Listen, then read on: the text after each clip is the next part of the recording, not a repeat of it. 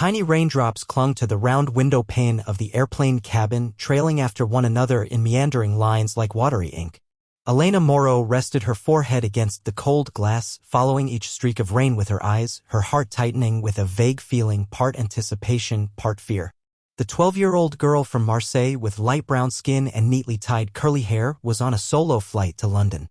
In the pocket of her coat was a printed itinerary, carefully folded and marked with a blue pen by her grandmother, the one who always called her Sherry. Each step was neatly noted: board the plane, land, meet the escort. At the bottom, a handwritten note in her grandmother's soft, slanted script. Be polite, but guard your heart. Not everyone who smiles at you means well. Elena had never left France before. The sunlit city of Marseille, with its salty sea breeze and her grandmother's warm voice, was the only world she knew. Now she was flying toward a gray, cold, unfamiliar city to meet a man even more unfamiliar, Richard Huxley. He wasn't family, at least not according to anything her grandmother had ever told her. Her mother, Emily, had died when Elena was very young. And her father? Elena had never heard his name, only that he was not an important part of her life. But now, after a strange phone call from a law office in London and a business-class ticket booked in her name, the truth was beginning to chip away at the wall of silence her family had maintained for over a decade. She glanced toward the business-class cabin ahead. A man with salt and pepper hair sat quietly, hands on his lap, chin slightly lowered as if deep in thought. He wore a gray suit, expensive leather shoes, and had a way of sitting that suggested he was used to giving orders rather than listening. Elena wasn't sure why he caught her attention, but their eyes had met once when boarding. His eyes, dark blue, cold as stone, made something tighten in her chest, a strange feeling but not entirely unpleasant. The plane jolted lightly. A flight attendant passed by and smiled at Elena. Are you all right, sweetheart? She asked in fluent French. Yes, Elena replied softly, her voice barely a breeze.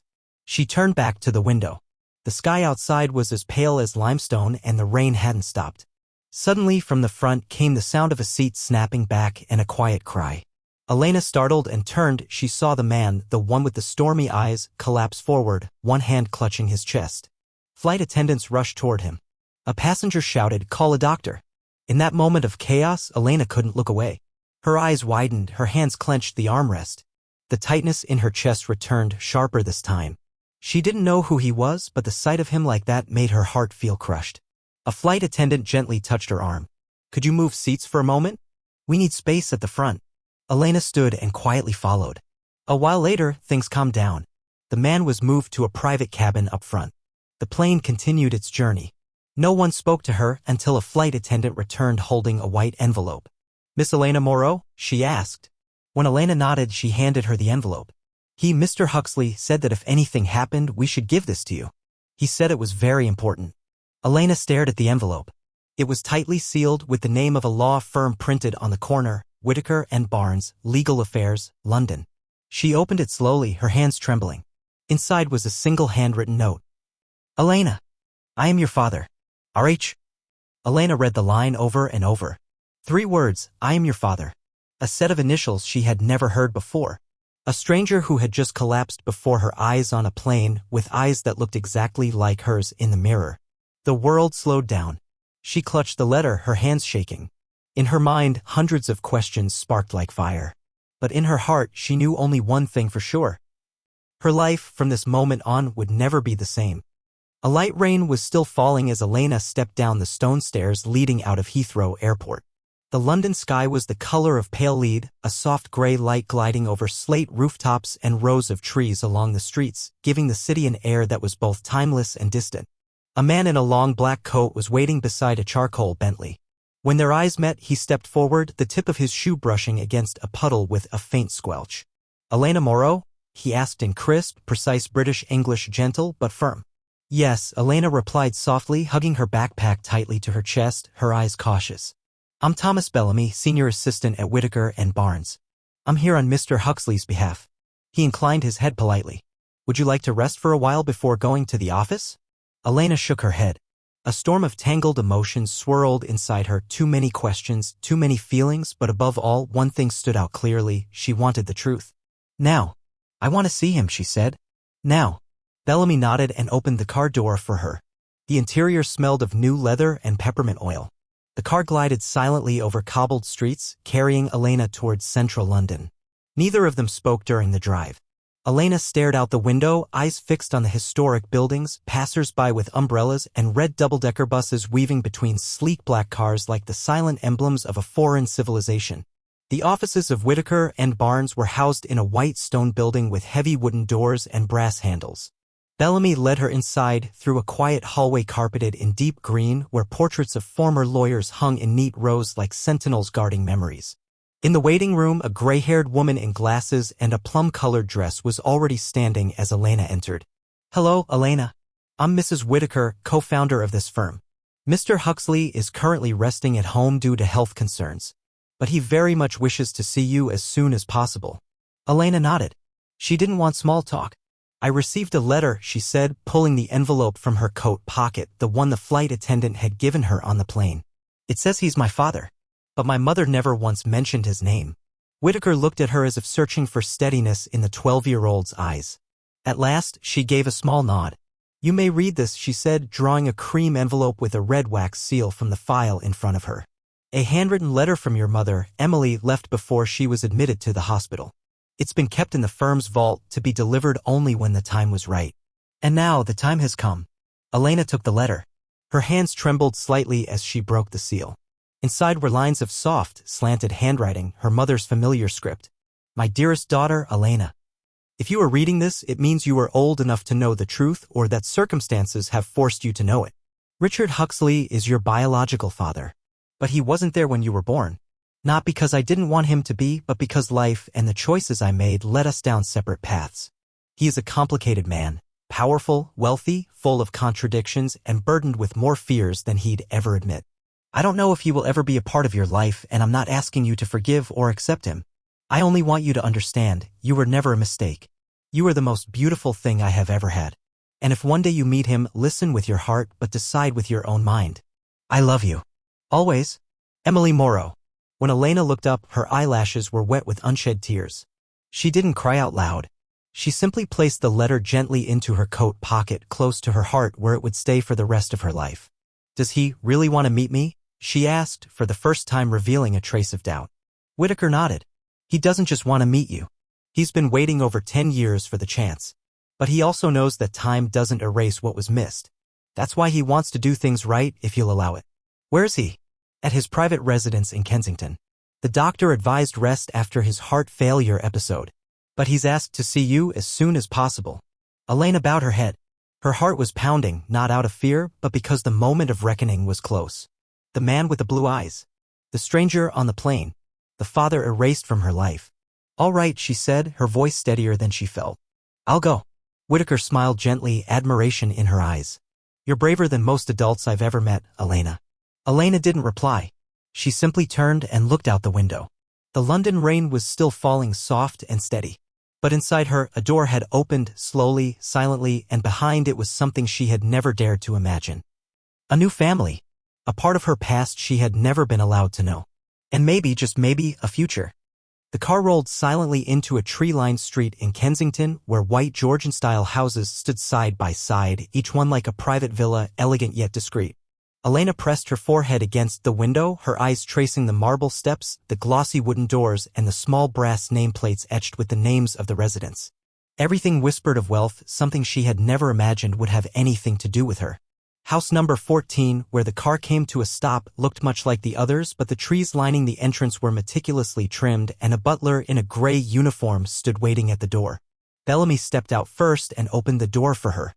"Elena," he said gently, his voice light as air, "Mr. Huxley has been cleared by his doctor for a brief visit, if you're still willing." Elena took a deep breath. Her head was spinning. Every step closer to that heavy wooden door sent her heart racing. But she nodded. "I want to see him." The butler bowed and led her through a quiet foyer where light poured through a high skylight and cast pale gold patches across polished wooden floors. The hallway led to a set of double doors where an older woman stood waiting. She wore a white blouse and had a serious, though not unkind, expression. "You must be Elena," she said. "I'm Dr. Helen Cartwright. I'll stay nearby during the visit just to make sure he doesn't overexert himself. If at any point you feel the need to stop, just say so." Elena nodded faintly. The doors opened. The room inside contrasted with the house's grandeur. It was small, softly lit, with leather chairs and bookshelves lining the walls. In the center, near a window, sat a man in a wool-upholstered armchair. He was far thinner than Elena had imagined. His face was gaunt, his skin pale, and his silver hair was cropped close to the scalp. But his eyes, those quiet, deep blue eyes, were unchanged. "Elena," he said. His voice was hoarse and slightly trembling, but clear. She paused at the threshold, her hand gripping the strap of her backpack. She had once imagined herself screaming, demanding answers, crying. But now all her emotions had collapsed into a void, leaving only a heavy, breathless silence. "I'm Richard," he said, deliberately avoiding the word father. "Thank you for coming." Elena didn't respond. She walked in and sat down across from him. A physical distance of 2 meters stretched between them, but so did years and unspoken memories and everything they hadn't shared. "Have you read the letter your mother left?" he asked. "Yes." "And how did it make you feel?" The simplicity of the question made her let out a bitter little laugh. "I don't know. Like reading a novel. Except worse, because in books, at least people get to choose the ending."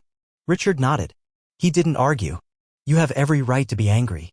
I've existed in your life, but never been in it.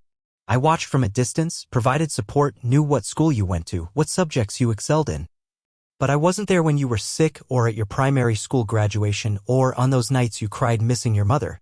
He paused. "I missed it all. And that can never be undone." Elena swallowed hard. She didn't know whether to believe or reject his words. The wounded part of her wanted to say something cruel, "Then why are you here now?" But another part, the part her mother had raised, told her to listen. "Why now?" she asked, her voice barely above a whisper. Richard exhaled slowly. "Your grandmother, Marianne, is dying. The doctors say she doesn't have long. When I heard, I realized I couldn't keep hiding. If I didn't do something now, it might never be possible again." Elena bit her lip. Her grandmother. The only constant in her life. The thought of losing her felt like a blade slicing through reality. "And what do you want?" she asked. "To be my father? After 12 years? Richard shook his head. "I don't have that right. James, the man you called Dad, did what I never had the courage to. He loved you. He chose you. Not out of obligation, but from the heart. I'm not here to replace anyone. I'm only here to open a door. If you ever want to walk through it, I'll be on the other side. And if you don't, I'll understand." Those words, neither pleading nor demanding, made something inside Elena shift. Something delicate, like a thread pulled taut between two strangers, beginning to draw closed. She looked directly into his eyes. "I don't know who you are. But I'm not going to run. I'll try to understand. A little." Slowly. Richard's eyes softened. "That's more than I ever hoped for." Outside the window, the rain had stopped. The pale gray sky had parted, letting through a slender ray of sunlight. Inside, no more words were exchanged. Just a girl and a man, not yet father and daughter, not yet family, but perhaps, in that quiet moment, two human beings both trying to meet halfway between the past and the future. 2 days after her first meeting with Richard Huxley, Elena sat alone in a small hotel room at Clarendon House, where Bellamy had arranged her stay during her time in London. The room was soft beige, oddly quiet, so quiet that her mind kept replaying every look, every word from that room 2 days ago. On the table in front of her sat a small wooden box, plain, locked with a brass latch. Bellamy had given it to her that morning, a sealed item that had been kept in the law firm's vault for nearly 12 years, according to her mother's instructions, only to be opened after Elena's first meeting with Richard. The key that came with it was no larger than a pin, cold as she held it in her hand. Elena didn't rush. She sat there for nearly an hour, just staring at the box as if, with enough patience, it might reveal its contents on its own. Finally, she unlocked it. Inside was a bundle of letters tied with a frayed blue ribbon and a dark brown leather journal, old, the page edges curling slightly from time and moisture. Elena carefully picked up the journal first. The first page bore Richard's handwriting. She recognized it immediately, the same as the signature on the paternity documents drafted by the lawyers. "To myself, or to whoever has the courage to read to the end." Beneath it was a date, March 14th, 2014. She had been just a year and a half old. Elena turned the next page. The ink was smudged, but the emotion was unmistakable. "I stood across the street this morning. Saw the little girl, curly hair, holding her grandmother's hand, beaming as she was lifted onto a wooden horse in the park playground. Emily wasn't there. It was the first time I saw her without her mother beside her. And the first time I truly saw the loss I had created for myself." Elena kept reading, page after page. The entries were uneven, some days just a few lines, others spanned 3 pages. Some months were empty, as if he couldn't bear to face his own thoughts. I didn't send money out of duty, but guilt. I bought a telephoto lens, mounted it in my car, just so I could glance sideways and see her from afar.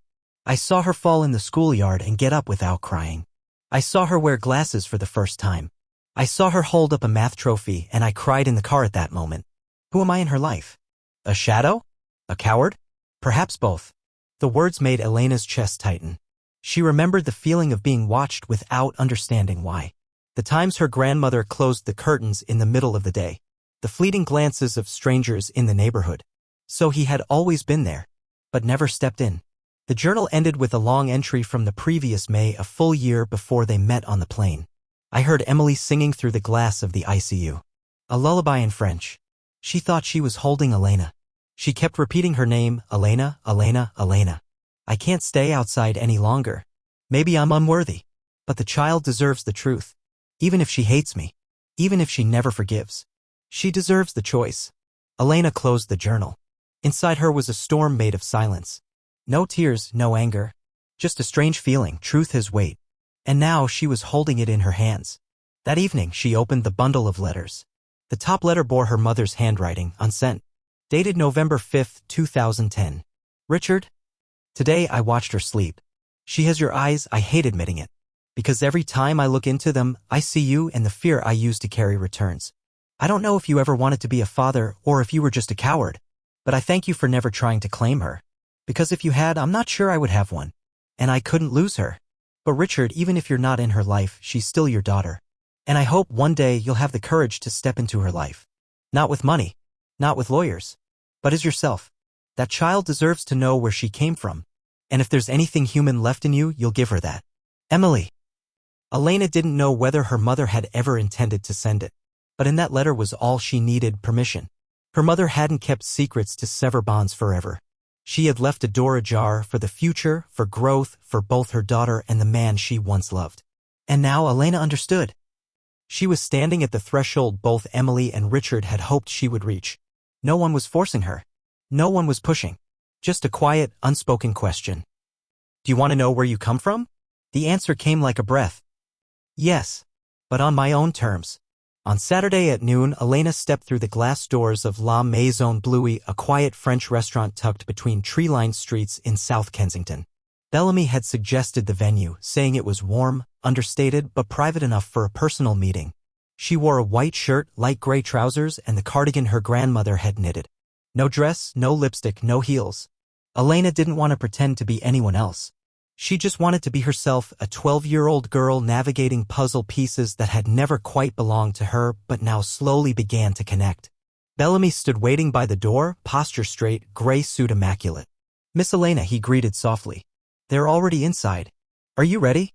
She nodded. No more words. Their table was tucked deep inside the restaurant, near a window framed with wisteria vines. When Elena approached, 3 people were already seated. Richard, tired but attentive, Bellamy on his right, like a silent sentinel, and a red-haired woman with wine-colored curls, bright gray eyes, and a half-skeptical, half-intrigued smile, Catherine Huxley. You must be Elena, Catherine said immediately, her Anglo-American accent cutting like film dialogue. He was right, you look like your mother. But that frown, that's pure Huxley. Before Elena could respond, Catherine extended her hand as if they'd known each other for years. Catherine, your aunt. I hate that title, but let's use it for today. Elena shook her hand. Cold. Confident. Unlike any adult she'd ever met. The first 15 minutes were light, ordering food, commenting on the weather, noting how the restaurant once had a Michelin star but lost it after a chef change. Then came the silence. Catherine broke it first. She set her wine glass down, tilting her head toward Richard. Have you told her? Her voice was neither tense nor gentle. More like a reminder of an unpaid debt. Richard closed his eyes briefly. Elena tightened her grip on her spoon. Told me what? She asked. Bellamy glanced over. He remained silent, but his gaze sharpened. Richard exhaled. Catherine thinks there are some things you should know now. Elena looked at the red-haired woman. Catherine leaned back. Not all secrets should wait until you're 18, especially when they concern the people shaping your future. No one interrupted. James, the man who raised you, was Richard's best friend from university. Not just casual friends. They co-founded a startup. James left just before the company succeeded. Why? Because my brother got involved with James's wife, your mother. When it came to light, James walked away. A soft clink. Elena's spoon slipped from her fingers. Richard looked at her, pain written all over his face. She shouldn't have said it that way. Maybe not, Catherine replied coolly. But it's the truth. Bellamy stayed quiet, sipping his tea, eyes scanning each of them. Elena felt the ground shift. The foundation she'd started to build with Richard trembled.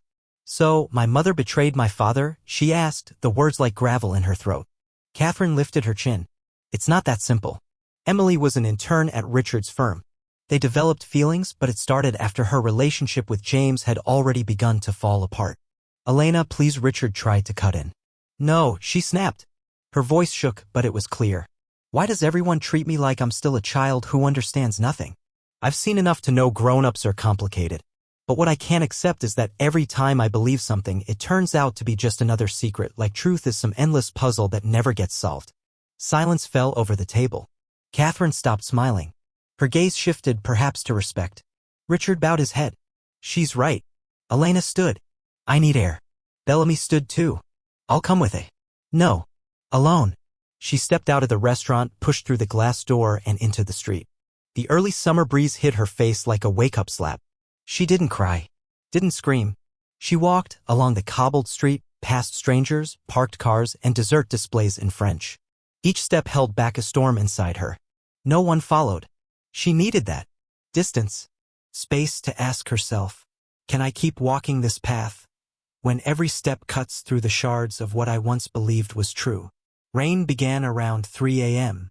It tapped against the window of Elena's fifth-floor room at Clarendon House. Steady, insistent, like a knock from another world. Elena hadn't slept. She lay on her side, eyes open, staring at the ceiling as if searching for something. An answer, a way out, proof that the past 48 hours hadn't actually happened. But every sound in the room confirmed the opposite. The soft hum of the air conditioner, the ticking wall clock, and now the rain. Her phone buzzed suddenly, shattering the crystalline silence in her mind. An unknown number. International call. She hesitated. Instinct said it wasn't random. She answered. Hello. Her voice was hoarse from exhaustion. Elena. A woman's voice, low and breath-light. It's me, Emily. Her heart skipped a beat. Mom. Pause. Breath trembling. You still call me Mom? After everything? Elena didn't know what to say. Part of her wanted to hang up, to shut it all out. Another part, stronger, held onto the voice, as if clinging to a branch in a current. Why now? She whispered. The doctors allowed it, Emily said. I'm having one of my good days, that's what they call it. I'm sorry it's late. I just couldn't wait any longer. Elena sat up. The rain outside thickened, mirroring the pressure rising in her chest. You know what happened? She asked. Some of it. Richard wrote. Catherine called too. Emily paused. But I wanted to hear it from you. Do you hate me? Elena didn't answer right away. She saw flashes. Her mother's laugh. The warmth of her hugs. The lavender perfume. Then the silent days. The closed curtains. Her grandmother whispering.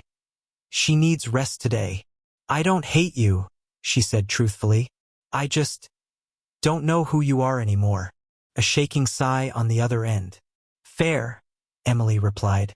There were days I didn't know who I was either after you were born. Some days I thought you were an angel. Other days, a hallucination. Elena closed her eyes. It didn't make her angry, but it hurt. Did you love me? She asked, before she could stop herself. Before you, I didn't believe I could love anyone truly. After you, love became the scariest thing. I was terrified I'd hurt you, that I wasn't enough, that if I touched you, you'd disappear. Her voice broke. And then James came in, held you, and said, We'll be okay. Dad's here. He saved us both. Elena's chest tightened. James, her father, now more sacred than ever. Why didn't you tell me sooner? I thought the truth would confuse you. I wanted your childhood free from adult shadows. But silence was the shadow. For the first time, Elena heard her mother cry. Not wailing, just heavy, uneven breaths through a long pause. Do you think you'll ever forgive me? Emily asked. I don't know, but I think I'll try. I want to see you. Look you in the eye. See what I find there. I'd love to see you. Elena nodded, though she knew her mother couldn't see it. Mom, she said after a while. Yes, I met Richard. I still don't know what I want with him. But he didn't run away. For the first time, Emily whispered. He didn't. The call went on for another 20 minutes, saying what had never been said, touching corners of memory that had never been opened. When Elena finally set the phone down, it was 4:11 a.m. Outside, the rain still fell, but this time it wasn't the knock of something foreign. It was the lullaby of a night in transformation. Elena pulled the blanket over her. Her heart was still heavy, but no longer cold. For the first time in many nights, she slept. The rain began around 3 in the morning. Steady droplets tapped against the window of Elena's fifth-floor room at Clarendon House, like knocks from another world. Patient, persistent, repeating. Elena wasn't asleep. She lay on her side, eyes wide open, staring at the ceiling as if she might find something there. A way out, an explanation, proof that everything from the past 48 hours hadn't really happened. But every sound in the room said otherwise. The soft hum of the air conditioner, the ticking of the wall clock, and now the rain. Suddenly, her phone buzzed, shattering the crystalline silence in her mind. An unknown number, an international call. She hesitated for a few seconds. Something in her gut said this wasn't random. She swiped her finger across the screen. Hello. Her voice hoarse from lack of sleep. Elena. A woman's voice. Low, breathy. Almost a whisper. It's me, Emily. Her heart skipped a beat. Mom. On the other end, a trembling breath. You still call me Mom? After everything? Elena didn't know what to say. Part of her wanted to hang up, to reject it all. But another part, stronger, clung to the sound, the voice, like holding on to a fragile branch in a rushing current. Why are you calling now? She whispered. The doctor allowed it, Emily replied. I'm having one of my good days, that's what they call them. I'm sorry for calling so late. I just didn't want to wait anymore. Elena sat up. The rain outside thickened, like it understood the weight rising in her chest. You know what happened? Some of it. Richard wrote. Catherine called too. Emily paused, then continued, slowly. But I want to hear it from you. Do you hate me? Elena didn't answer immediately. In her mind flashed memories. Her mother's laughter when she was small, her arms wrapping her in warmth, the soft lavender scent of her perfume. Then the quieter days. Closed doors, drawn curtains, her grandmother whispering. She needs rest today. I don't hate you, she said honestly. I just don't know who you are anymore. A shaky sigh. Fair, Emily said. There were times I didn't know who I was either after you were born. Some days I believed you were an angel. Others, I thought you were a hallucination. Elena closed her eyes. She didn't hate hearing it, but it hurt. Did you love me? The question slipped out before she could stop it. Before you, I didn't believe I could truly love anyone. After you, love became the scariest thing. I was afraid I'd hurt you, afraid I wasn't enough, afraid that if I touched you, you'd disappear. Her voice caught, and then James came in, picked you up and said, We'll be okay. Daddy's here. He saved both of us. Elena's chest tightened. James, her father, now more sacred than ever. Why didn't you tell me earlier? Because I thought the truth would disorient you. I wanted you to have a childhood untouched by adult shadows. But silence was the shadow. For the first time, Elena heard her mother cry. Not sobbing, not wailing. Just uneven breaths, pulled through silence. Do you think you'll forgive me? Emily asked. I don't know, but I think I'll try. I want to see you. I want to look you in the eye and see what I find there. I'd love that. Elena nodded, though she knew her mother couldn't see. Mom, she said after a pause. Yes, I met Richard. I don't know what I want with him yet, but he didn't run. For the first time, Emily whispered. He didn't. They talked for another 20 minutes, saying what had never been said, touching corners of memory long sealed away. When Elena finally set the phone down, the clock read 4:11 a.m. Outside, the rain still fell, but now it wasn't the knock of the unfamiliar. It was the lullaby of a night shifting toward something new. Elena pulled the blanket around her. Her heart was still heavy, but no longer cold. For the first time in many nights, she slept. The Arizona sun was searing and bleached white, as if someone had drained the sky of all color, leaving only harsh brilliance. When the plane touched down in Sedona, Elena didn't feel the thrill she used to get before other trips. She wasn't here to relax or explore. She was here to face something. Catherine didn't come. Neither did Richard. Bellamy had arranged everything. A small hotel less than 10 minutes from the treatment center, private transport, an appointment already confirmed with the attending physician, Dr. Littlefeather. In the car, Elena stared out the window at rows of low, terracotta-colored buildings and patches of cactus between lavender desert blooms. It all felt too quiet, too alien, as if memory couldn't reach a place like this. Her grandmother, Mia, had come with her. She hadn't spoken much during the flight, but when the plane was descending, she held Elena's hand. Just once, light as if calming a trembling cat. "You don't need to be ready, Sherry," she said softly. "Just being there is enough." The Belmontaine Treatment Center looked nothing like any hospital Elena had seen. No sterile white halls, no harsh disinfectant smell. There were wide porches, lush gardens, light wood therapy rooms, and the faint scent of herbs in the air. Dr. Littlefeather greeted them at the entrance, a slender indigenous woman with eyes sharp enough to read thoughts with a glance. "Hello, Elena," she said, warm and steady. "Your mother's been waiting for this day. She's having a good one today. But if it becomes too much, just signal, we'll stop." Elena nodded, trying to hide the trembling in her hands. The door opened into a small garden, where the sunlight was softened by bamboo slats and thin, fluttering curtains. Her mother, Emily, sat at a wooden table, sketchbook in hand.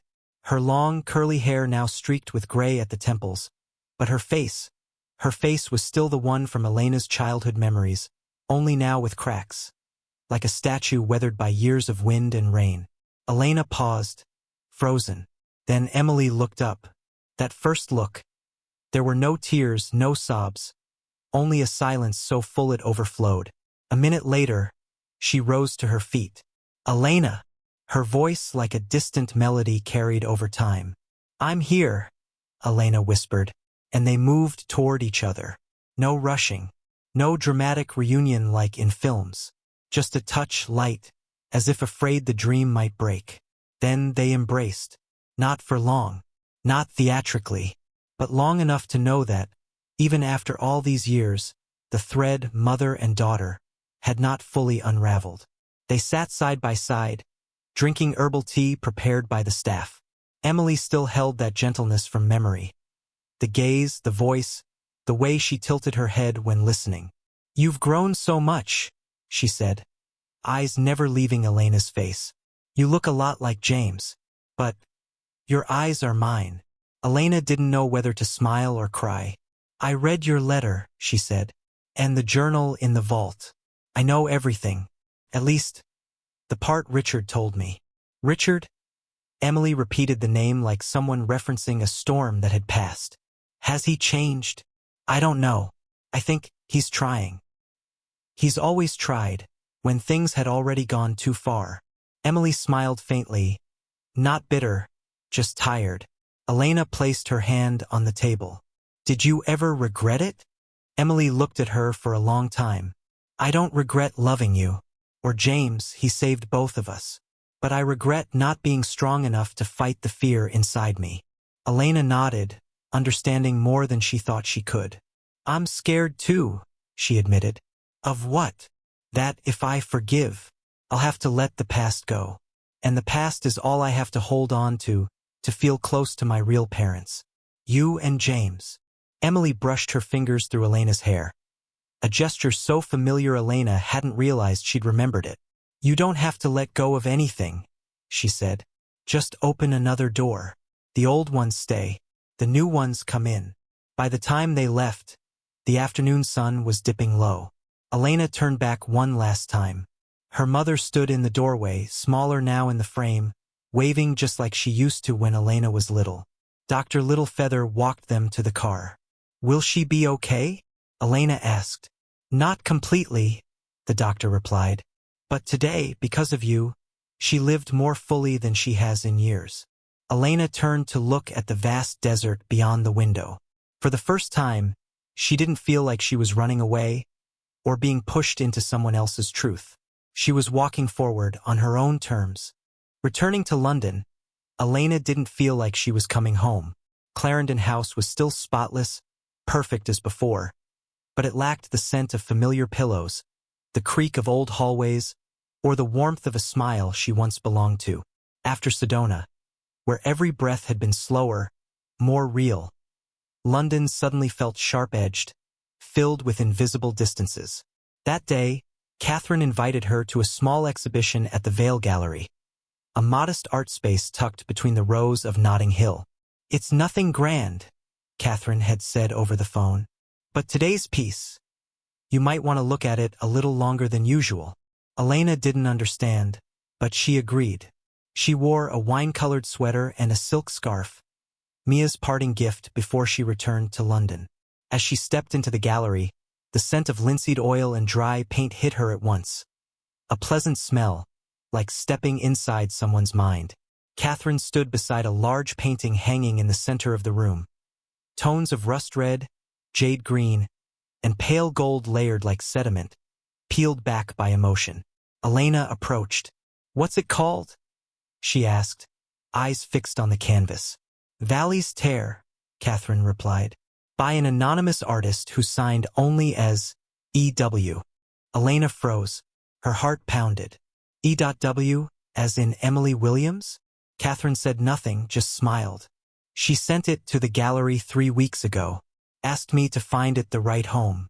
No one knows the artist's true identity, except you and me. And now you." Elena stepped closer. The painting didn't depict a person, but it was full of them. Layers of color built like buried memories, unearthed through longing. A hairline crack ran down the painting, like a trickle of water splitting dry stone. And at the end of that fault line, a single glistening droplet. Varnish? Or a real tear? "She painted this? After our meeting?" Elena asked, her voice hoarse. "Immediately after," Catherine nodded. She said, "I can't write her a letter, so I'll paint. I'll paint what I can't put into words. Sorrow, love, and the faint hope that she'll understand." Elena's knees nearly gave. Not from grief, but from something deeper. An apology not spoken, but left in color. "Can I keep it?" she asked, and then immediately felt foolish. It was an exhibition piece from an anonymous artist. Not something you just claimed. But Catherine only smiled. She left a note. "If the girl wants it, it's hers. If not, let strangers feel it." Elena stood before the painting for a long time, as if standing before her mother. Not in flesh, but in soul laid bare and unguarded. On the way home, light rain fell. Drops clung to the car window like stained glass fragments. Elena opened her phone and typed a short email to Richard. Subject, Valley's Tear. Body, I just saw a work by my mother. It helped me understand a part of her I never could touch before. And I think I'm starting to understand you, too. Elena. She didn't expect a reply. Didn't even need one. Sending it wasn't about getting answers, it was about acknowledging. She was no longer walking away. She was stepping toward. The rain thickened. Elena leaned her head against the glass, thinking of her mother, of James, of Richard, of Catherine, and of herself. That painting, with the tear in the valley, was not only Emily's. It belonged to all of them. And now, it was hers. One October afternoon, Baltimore wore its autumn gray like an old coat. The leaves shifted from green to gold, then red, like memories melting in heat. Elena sat by the window at Corner Table, a small cafe near her school, famous for barbecue sandwiches and vinyl jazz. Today she had a meeting, one no one at school knew about. Not Tanya. Not Mia. Not because she wanted to keep it secret, but because she didn't yet have the words to explain what was about to happen. For the first time, Richard Harrington would meet her again. Not in polished London, not with lawyers or assistants. Just lunch in a modest cafe, in the very city where she had grown up, and where he had never set foot, until now. The glass door jingled. Richard stepped in, wearing a light brown overcoat, no tie, his eyes scanning the room with visible nerves. When he saw Elena, he paused, steadying himself, then approached. "Hello," he said, nodding slightly. "Thank you for agreeing to this." "I chose the place," Elena said, gesturing to the seat across from her. "You can order if you're hungry." They sat. The waiter, a teen with dreadlocks, brought menus, said nothing more, then walked away. "This is my first time in Baltimore," Richard said, glancing around. "Very different from London." "Very," Elena agreed. "Baltimore doesn't try to be perfect. It accepts its cracks." Richard smiled, not at the wit, but at the truth in it. "I deserve that," he said. "And more." "I didn't come to unload anger," Elena replied. "I'm still angry, but it's not a fire anymore. Just embers." The waiter returned. They ordered sandwich for Elena, onion soup and black coffee for Richard. While waiting, silence lingered. Not awkward, but cautious, like two people tuning instruments before attempting music. "Did you ever think you'd be a father?" Elena asked, surprising even herself. Richard thought for a long while. "No," he said. "I imagine myself as a provider, school fees, housing, opportunities. But a father, that requires not hiding behind numbers." Elena nodded. "James had no money, but he gave me the world. One steady hand to hold when I was scared." "I know," Richard said, voice gravelly. "I watched from afar. I never thought I'd sit here, invited." "Allowed to sit," Elena corrected. "Big difference." Richard smiled, for real this time. "My mother paints," Elena continued, sipping water. "One of her works is with me now. It has no face, but it has feeling. I think it's about things that can't be fixed, but can be understood." "Valley's Tear?" Richard asked, surprised. Elena looked at him. "You know it. Catherine showed me a copy. I didn't dare ask where the original was." "It's in my room," Elena said. "Not hung up, just near." Richard nodded. He looked like he'd been forgiven, just a little. A small thing, perhaps, but precious. The meal was simple. No tears. No grand promises. Just two people eating quietly, not in discomfort but in quiet agreement. Before they parted, Richard pulled a small item wrapped in blue velvet from his bag. "It's not a gift," he said. "Just something to pass on." Elena unwrapped it. A silver fountain pen, worn, the nib finely etched. "Yours." "My father's," he said. "He never said he loved me, but he left me this. I don't know if it was an apology or just a keepsake. But today I want you to have it. Not because of blood, but because I want to place something real in your hands. Not money. Something else." Elena looked at the pen. She didn't say yes. She didn't say no. She just slipped it into her coat pocket and said, "I'll think about it." Richard stood, adjusting his scarf. "I won't wait for an answer," he said. "But if there's a next time, I hope you choose the place." Elena smiled. "Taco stand down the block. Cheap but good. A bit noisy, but real." "Perfect," Richard chuckled softly. "Thank you, Elena." He stepped out into the crisp early winter of Baltimore, leaving Elena with a silver pen, and a quiet feeling that something was forming. Not rushed, not forced, but real. Baltimore in late December wore a light fog over rooftops and hearts alike. Christmas was approaching, but this year, Elena wasn't counting down with chocolate calendars or waiting for gifts under the tree.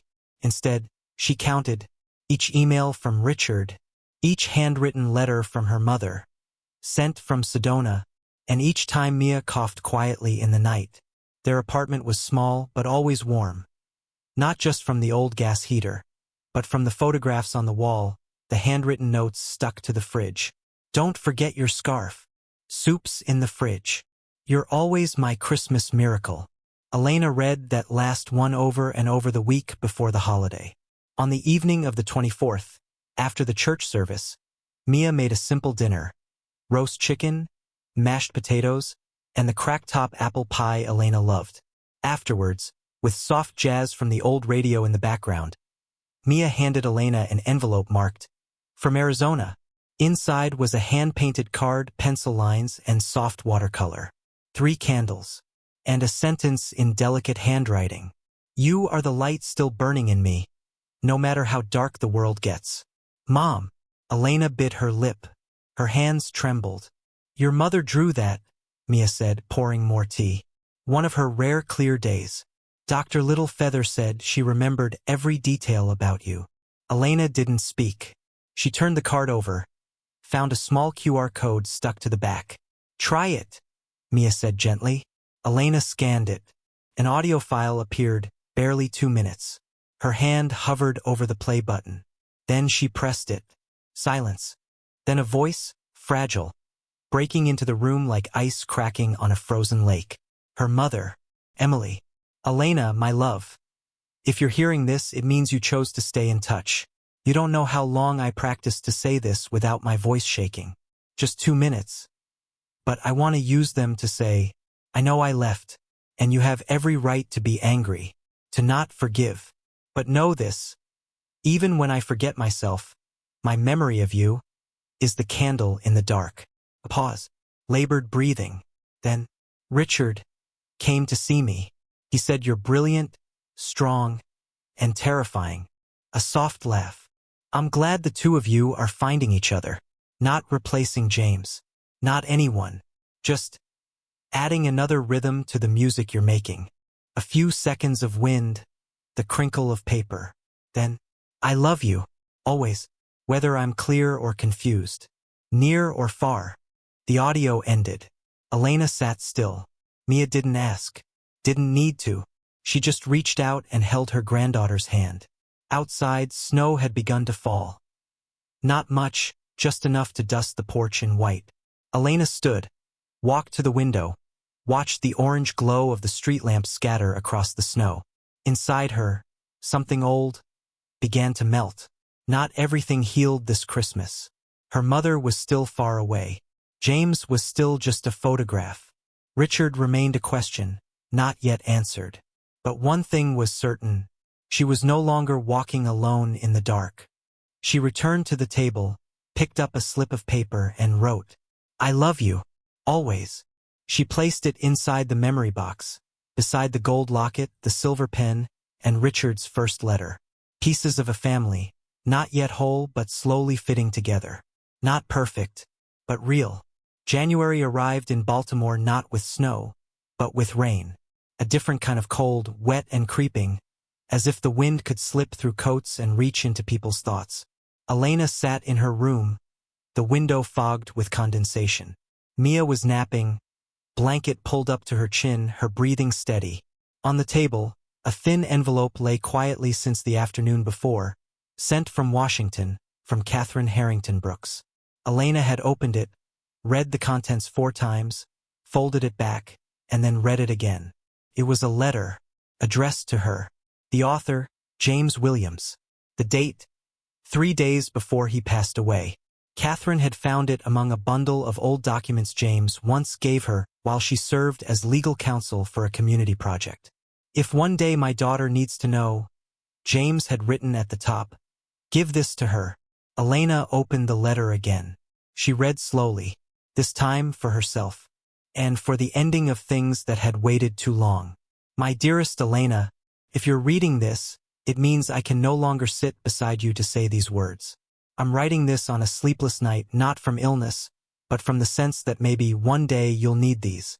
I wasn't the one who gave you life, but from the moment I first held you, tiny, grumpy, your brow furrowed like you were already judging the world, I knew you were my daughter.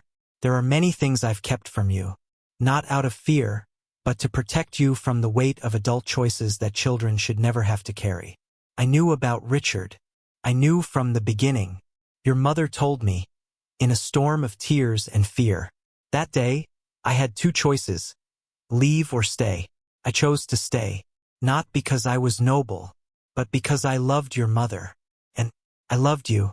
Richard once came to see her, when you were not yet a year old. I answered the door. Two men, two worlds, face to face. He didn't say much, just looked inside, to where you were sleeping, then turned and walked away. That was the moment I knew.